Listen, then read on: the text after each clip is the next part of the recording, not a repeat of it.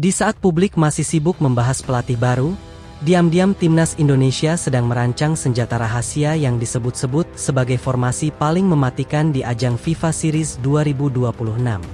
Beberapa analis luar bahkan mulai memperingatkan satu hal. Jika skema ini benar-benar berjalan sempurna, bukan cuma menang yang dibidik, tapi dominasi total. Pertanyaannya sekarang bukan siapa lawannya tapi siapa yang cukup berani menghentikan Indonesia? Kalimat pembuka dari John Hartman tentang pengalaman besar dan bagaimana sebuah tim berkembang seakan menjadi kode keras bahwa sesuatu sedang disiapkan secara serius.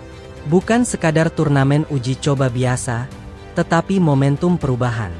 Dan kini publik Indonesia mulai merasakan getaran itu.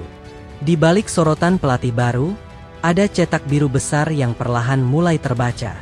Euforia kedatangan pelatih anyar memang menyita perhatian. Namun yang jauh lebih menarik adalah bagaimana arah permainan timnas Indonesia mulai berubah secara fundamental. Di tangan John Hartman, pendekatan taktik bukan lagi sekadar menyesuaikan lawan, melainkan membangun identitas yang kuat dan konsisten.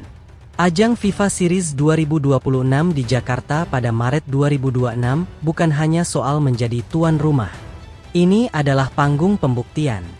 Bermain di depan puluhan ribu supporter fanatik memang memberi dorongan mental luar biasa, tetapi tekanan ekspektasi bisa sama besarnya dengan dukungan itu sendiri.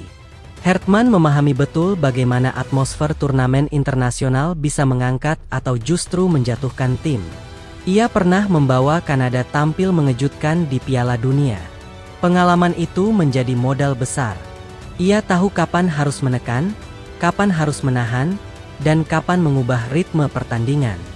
Skema yang diprediksi akan digunakan adalah 3-2-3-2, formasi dinamis yang bisa berubah menjadi 5 bek saat bertahan dan 5 pemain menyerang saat transisi.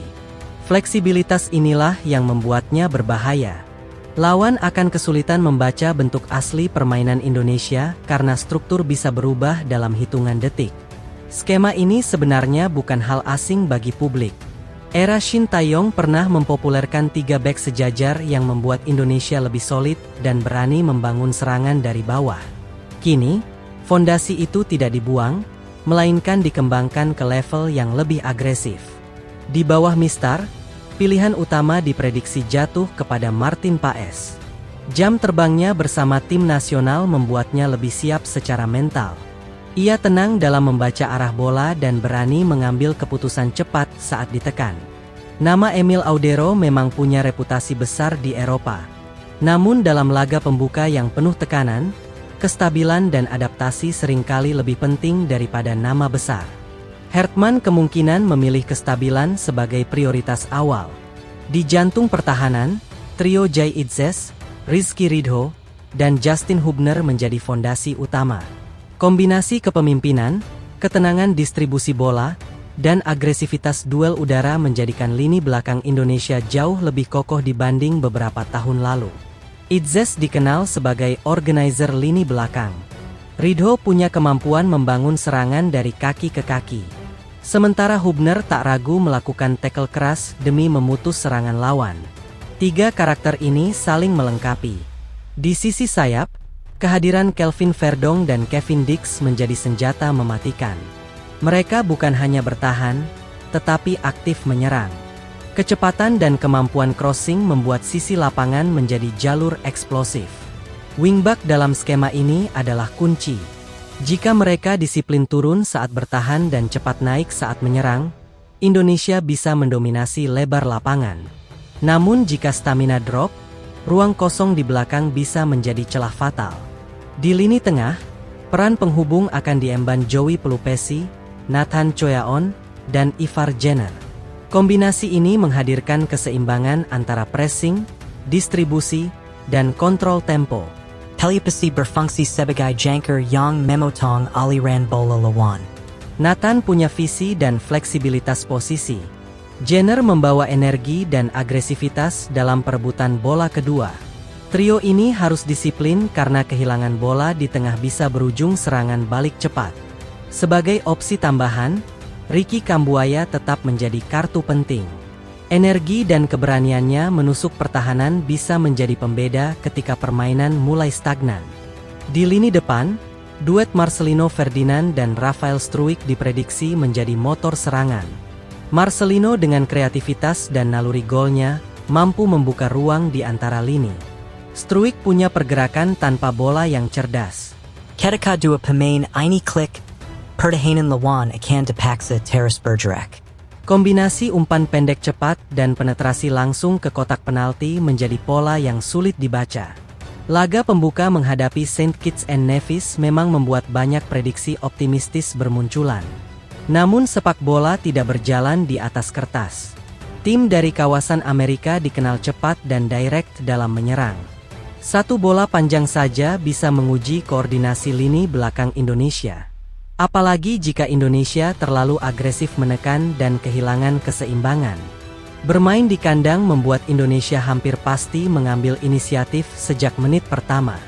Tekanan tinggi, pressing kolektif, dan tempo cepat akan menjadi ciri utama. Namun disinilah kecerdasan taktik diuji. Hertman dikenal piawai membaca momentum. Jika unggul lebih dulu, ia bisa mengubah struktur menjadi 4-2-3-1 untuk mengontrol tempo. Marcelino bisa ditarik lebih dalam, sementara sayap bermain lebih lebar. Rotasi pemain juga akan menjadi faktor penting. Turnamen singkat membutuhkan kedalaman skuad. Kombinasi pemain lokal dan diaspora harus menyatu bukan hanya secara teknis, tetapi juga emosional. FIFA Series ini bukan sekadar target juara. Ini adalah laboratorium taktik. Tempat menguji skema, chemistry, dan mental bertanding sebelum menghadapi kompetisi yang lebih besar. Tekanan publik Indonesia tidak pernah kecil. Setiap kesalahan bisa viral dalam hitungan menit. Namun jika mental pemain kuat, tekanan itu justru berubah menjadi energi tambahan.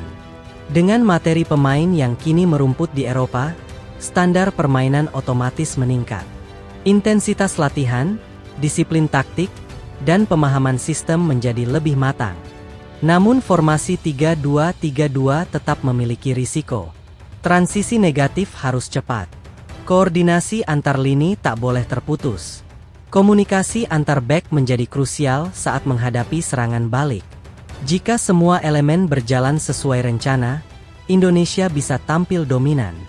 Bukan hanya di Asia Tenggara, tetapi mulai diperhitungkan di level Asia. Pertanyaannya kini bukan lagi apakah Indonesia bisa menang, tetapi seberapa konsisten mereka menjaga performa selama 90 menit penuh. FIFA Series 2026 akan menjadi titik awal era baru.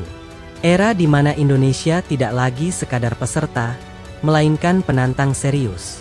Dan ketika peluit pertama dibunyikan di Jakarta, seluruh mata akan tertuju pada bagaimana Hertman membuktikan revolusi taktiknya.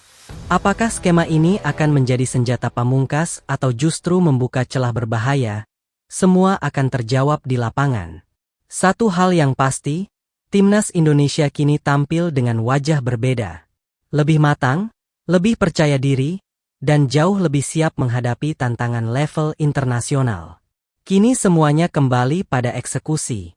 Karena sehebat apapun rencana di atas kertas, sepak bola tetap ditentukan oleh keberanian, disiplin, dan mental di atas rumput hijau. Dan jika momentum ini dimanfaatkan dengan tepat, bukan tidak mungkin FIFA Series 2026 menjadi awal kebangkitan besar sepak bola Indonesia di mata dunia.